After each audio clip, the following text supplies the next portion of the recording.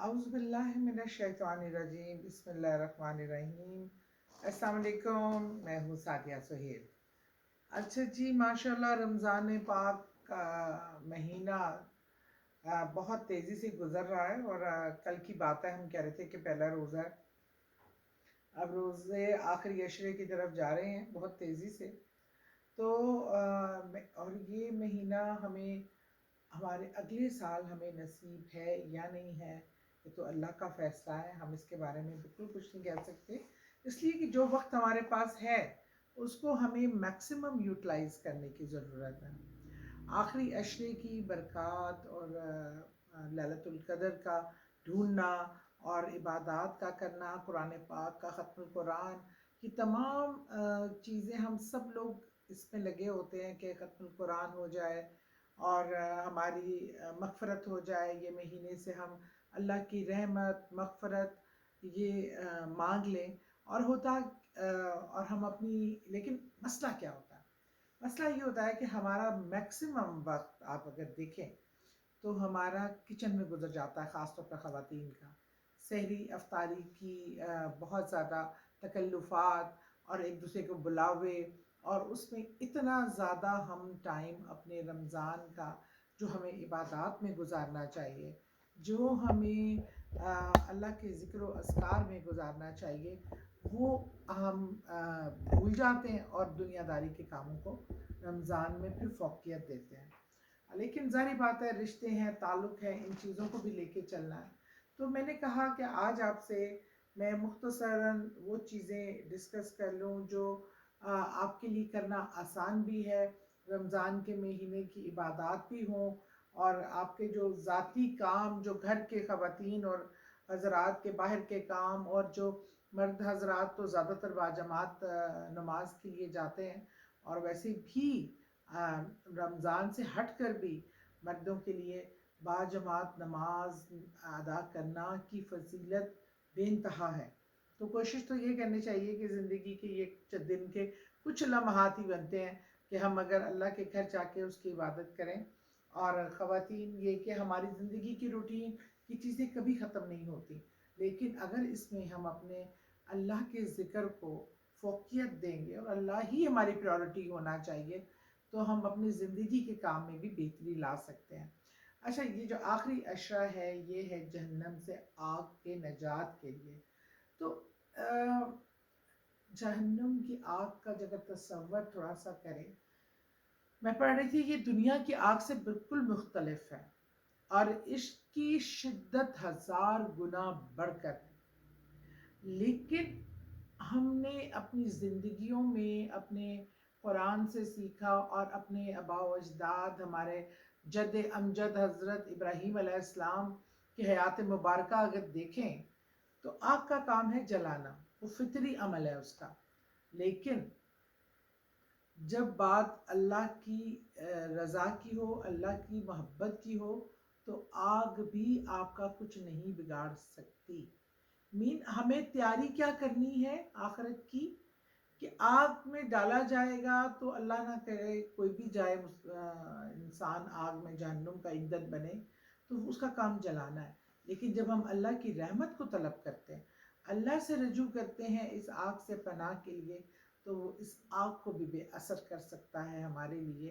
तो अल्लाह की ज़ात से हमने इल्तिजा करनी है कि अल्लाह हमें जहन्नुम की आग से बचा। और मैं समझती हूँ ये इतना ज़रूरी दुआ है। अज़ाब कब्र, मौत की सख्ती, हशर के मैदान की सख्ती, जब हमने अल्लाह के हजूर अपने हिसाब किताब के लिए हाजिर होना है, पुलिस सरात, इन तमाम मराहिल को गुज़र कर फिर एक तरफ नीचे जहन्नुम की आग दहक रही होगी और सामने जन्नत होगी। यहाँ तक का सफ़र ये बहुत मुश्किल सफ़र है, बहुत कठिन सफ़र है। हमने थोड़ी देर के लिए कहीं बैरून मुल्क जाना हो तो उस सफ़र की तैयारियाँ इतनी करते हैं, अच्छे कपड़े हो जाएं, वहाँ मौज़ू की ज़रूरत ना पड़ जाए, स्वेटर ना भी रख लें एहतियातन, अपनी मेडिसिन भी एहतियातन रख लें, अपने सारे शैम्पू क्रीमें भी रख लें, कोई रह ना जाए। अच्छा, एक जूता रखा है, 2 जूते रखे हैं, नहीं 2 जूते एक्स्ट्रा भी रख लेते हैं, एहतियातन ज़रूरत पड़ सकती है। एक दिन के लिए कहीं जाएँ 4 जोड़े रख लेते हैं کہ کہیں ضرورت نہ پڑ جائے. ہر چھوٹی معمولی چیزوں کا خیال رکھتے ہیں کہ وہاں پتہ نہیں ٹاول بھی صاف ہوگا کہ نہیں, پیسٹ بھی اپنی رکھ لیتے ہیں, اور ایک صابن اور شیمپو تو رکھنا ہی ہے. تو مطلب اس طرح کی تیاری ہم اپنے کچھ دنوں کے سفر کے لیے کرتے ہیں اپنی زندگی میں.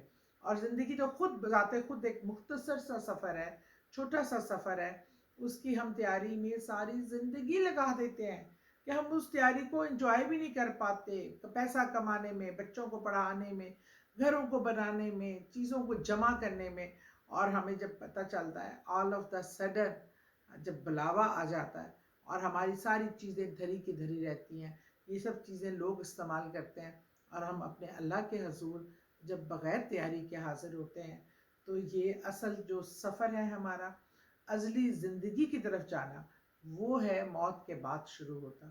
تو اس کی تیاری کو سب سے زیادہ فوقیت دیں, اہمیت دیں, اور اس دنیا میں رہتے ہوئے, دنیا کو ترک کرنے کا حکم نہیں ہے, لیکن اس دنیا میں رہتے ہوئے آخرت کا بندوبست, ساتھ ساتھ آخرت کی تیاری ہم نے کرنی ہے. تو اس لیے میں آپ کو آج, اب آخری عشرے کی طرف ہم جا رہے ہیں, تو آخری عشرے کی جو خوبصورت دعا ہے جو جہنم کی آگ سے بچانے کے لیے اللہ تعالیٰ نے ایک خوبصورت آپ کو دعا سکھائی, اللہم اجرنی من النار, اللہم اجرنی من النار, اللہم اجرنی من النار, اے اللہ مجھے جہنم کی آگ سے بچا لے. مجھے جب آپ یہ 3 بار بھی کہتے ہیں تو جہنم خود کہتی ہے اللہ اس انسان کو مجھ سے پرے کر دے, مجھ سے دور کر دے. تو آپ نے اس ورد کو, اس دعا کو آخری عشرے میں اپنا شعار بنا لینا ہے. چلتے پھرتے ہر وقت, آپ اس کی کوئی تعداد نہیں, اس کا کوئی ٹائم نہیں, اس کا کوئی بیٹھ کر آپ نے وظیفے کی صورت میں نہیں, اس کی آپ نماز کے بعد اس کا تسبیحات کریں, چلتے پھرتے اس کا ورد کریں. اور قرآن پاک کی تلاوت کے دوران جب آپ بیٹھے ہیں, بریک لیتے ہیں, تب بھی اللہم اجرنی من النار, اللہم اجرنی من النار. آپ جب سجدوں سے اٹھ کر بیٹھتے ہیں اور جو وقفہ نماز کا اٹھنے بیٹھنے کا, اس دوران بھی اللہ سے ریکویسٹ کریں, کیونکہ جب ہم نماز کی حالت میں ہوتے ہیں تو ہم پورے اللہ کے سامنے حاضر ہوتے ہیں. ہمارا ایک ایک لفظ, نماز اگر آپ دیکھیں تو پوری ہی دعا ہے, دعا ہی کا سلسلہ ہے کہ ہم اپنے رب العزت کے سامنے ایک طریقہ کار سے کھڑے ہوتے ہیں اور اس سے التجا کرتے ہیں, اپنے لیے آسانیاں مانگتے ہیں. تو نہ بھولیے اللہم اجرنی من النار, ہر وقت ہر لمحہ اس کا ورد کریں. کیا پتہ ہمارا یہ الفاظ کہے ہوئے ہمیں جہنم بھی اپنانے سے انکار کر کے ہمیں کہے اللہ اس بندے کو, اپنے بندے کو جو تجھ سے پناہ مانگتا ہے مجھ سے, تو اس کو اپنی جنتوں میں داخل کر دے. بہت شکریہ.